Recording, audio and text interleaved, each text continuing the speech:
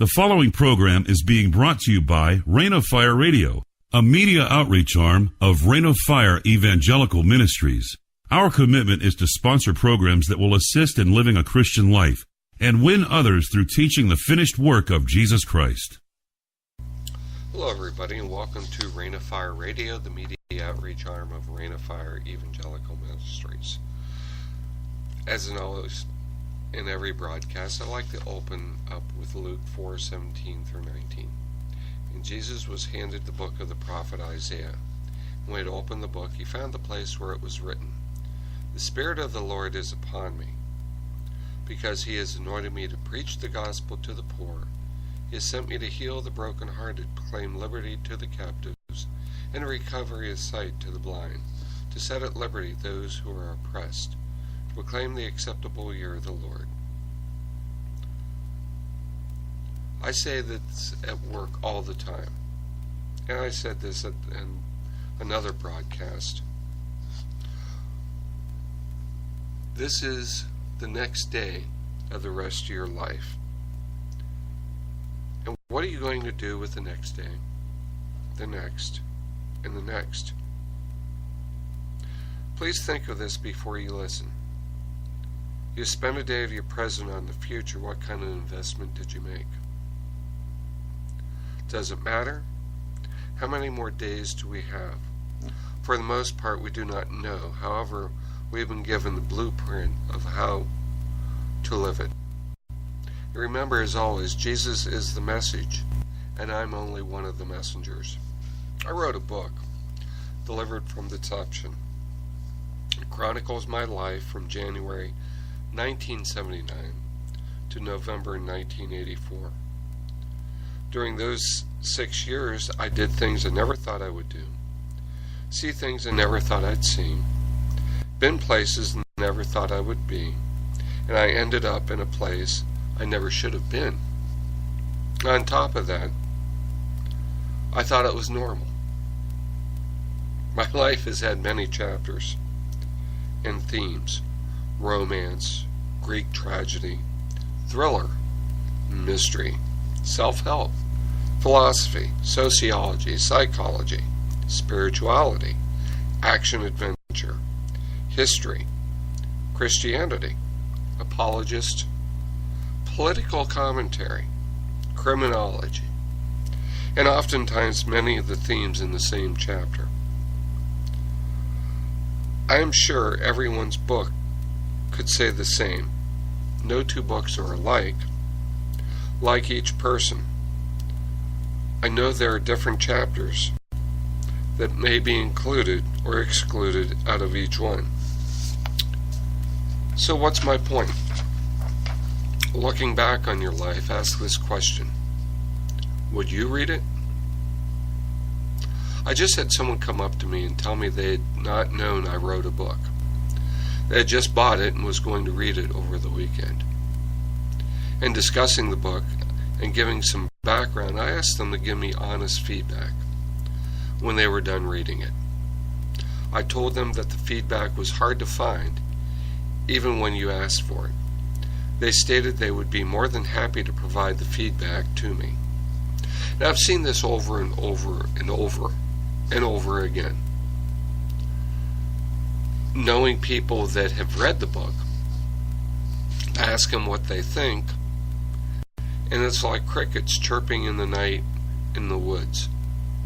I don't know why they give the feedback. I don't know if they think the book is worthy. I don't know if they think that they want to hurt my feelings for how the book is written, or I don't know if they are intimidated by me writing the book. I don't know a lot of things, or even the content of the books. They don't give me that type of feedback. So even when I ask for it. So if you read my book, which I hope you will, buy it, download it in Kindle, or you can get it in paperback or hardback if you like to hold something in your hands. On my Facebook page on Reign of Fire Evangelical Ministries, I have a string. You can leave comments, and I'd certainly like to hear what you have to say. I remember my first English professor, Thomas Copeland. Something he said has always stuck with me. He said that when we would see his correction marks on our essays, we should not take it personal. It was not like it was our blood on the pages. This allowed me to take a more detached look at the book. However, on the other hand, it was my life. And in some places, it really hurt. Especially when someone would read it and look at me and like, really? I cannot believe you were so... ... Well, you can use your own adjective or even adverb.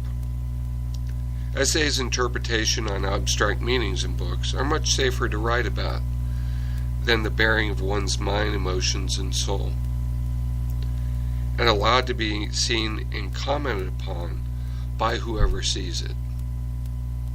You know, it's funny that we're in the world of Facebook, Instagram, Snapchat, Twitter, and we lay things out there. Our opinions, our thoughts, our epitaphs, our declarations, and people seem to be surprised when there's a negative reaction. Well, I don't really care what it is. You're going to get somebody that's going to have a negative reaction or say something negative about it, no matter how pure of thought or of action or of motive you might have. I will guarantee you there's somebody out there that's going to read your book and go, really? They're going to look at your opinions and say, you got to be kidding me. Or they're not going to say anything at all. They'll just unfriend you. They won't respond to you, won't even read it anymore. That happens. We want to be liked. We want to be cared for. We want to feel like our opinion means something. Well, that's why we write it. That's why we put it out there. That's why we bare our souls. And for some sense, we think that we're protected by that computer screen. We're protected by that cell phone. That when we throw a picture out there or something else, it is not a part of it. But we are. It's any of these things are extensions of ourselves. And we want people to read our book and have some, thought of this is going to do whatever. Maybe make somebody a better person or jar somebody's thoughts. In the same way with this broadcast, I do this not because it's necessarily, what can I say? It's not necessarily that it's all about me, even though it is, and I want to hear positive feedback and get probably irked when there's negative feedback, but it's part of my book. It's what I've lived. I can't help what my past is. It's there. Now, can I determine what my present is and determine my future? Yeah. There's a saying, I don't know exactly where I heard it, but I, Google it. I can't find anyone else that's said this. So, I'll say it. You can't determine who's going to kick you, but you can determine which way you're going to go. It's by your attitude and by your reactions or your reactions to that moment of time, and when something happens to you, something that affects you, that your actions will determine your future based on the present reaction. And that could be a number of different things, but the whole point is that within our lives there are certain instances that make a genuine and huge impact on us. But we continue to write our chapters. Now, if we want to include these other things or people or whatever in our chapters, well, we could do that, maybe to our detriment, maybe to our harm of ourselves, what we think, what we believe. And I'll give you a good example. I might digress, but I remember, and I was telling my wife this, and she just looked at me and shook her head. Back when I was 19 years old, I was dating this girl, and I had no clue what I was doing, but I knew that I loved her, I enjoyed her company, and I was having really serious thoughts. And what I was going to do was ask her to marry me. So I, put some feelers out, and I told her, I asked her, what do you think about getting married? I didn't formally ask her. And she was quiet, which I thought was unusual because we were very verbal with each other. And so she didn't give me a response. Well, later on, she did respond and say that she had been dating another person, somebody they had gone to school with. And I was just devastated. I couldn't believe that somebody would lie to me like that, even if it was by omission. So I was driving back, and I thought, something? And I don't even know what my thinking was. I grabbed I went into the store, I grabbed a pack of Newports, which is probably one of the nastiest cigarettes that you can buy. Sorry, Newport, but it just is. And I started smoking. Now, yeah, it was idiotic. It was unbelievable, but it's something I did for 3 decades.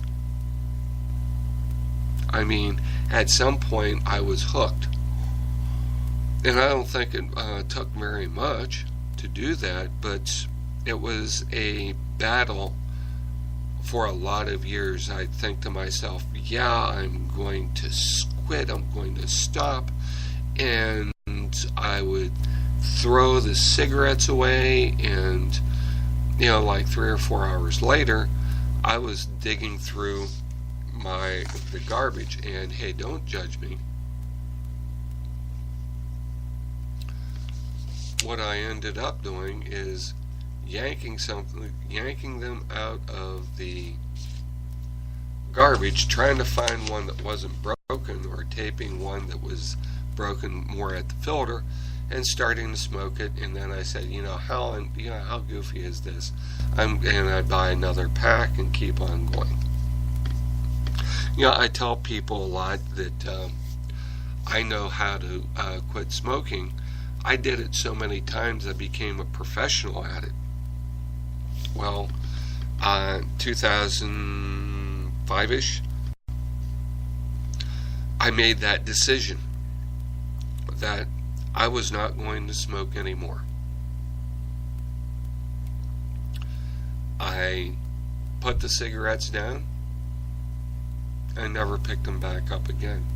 And the funny thing is, I was one of the fortunate ones that I never I never had a real withdrawal, which I was surprised. I don't know, maybe I shouldn't have been, but I was surprised. And I just kept on going. It's something that a couple of instances I just had this huge urge, and I mean, it was come out of the middle of nowhere that I had this huge urge to smoke. And I just thought to myself, why? Why did this come up? Because I would smell smoke now, and it's just like, I can't even stand it, and I can't even believe that I was around people that they smelt me, because I must have smelled like a chimney.